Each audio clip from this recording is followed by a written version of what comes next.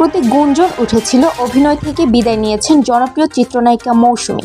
এমনকি চলতি মাসের শুরুতে তার স্বামী অভিনেতা ওমর সানি মন্তব্য করেছিলেন মৌসুমী নিজেকে ভুলে যেতে চান, তিনি মৌসুমী ছিলেন, যা এই গুঞ্জনকে আরও জোরালো করে তোলে।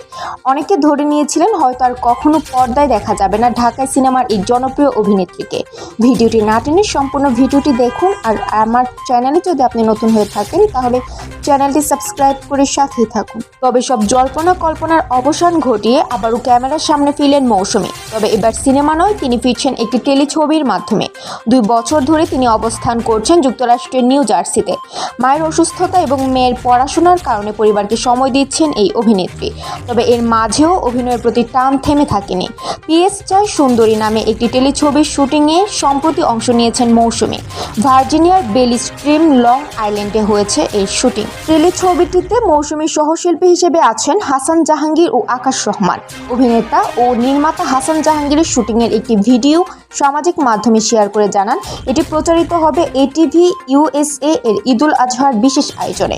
ভিডিওতে মৌসুমী বলেন, পিএস চাই সুন্দরী নামে আমাদের নাটকটি আসছে। কুরবানির ঈদের জন্য নির্মাণ হচ্ছে এটি। এতে আকাশ রহমান আমার বসের চরিত্রে অভিনয় করেছেন। বসের সঙ্গে শুটিং করতে রেস্টুরেন্টে দুপুরের খাবার খেতে এসেছি। অন্যরকম গল্পের কাজ এটি।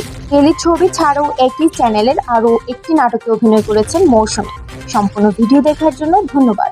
ভিডিওটি ভালো লাগলে লাইক, কমেন্ট ও শেয়ার করুন।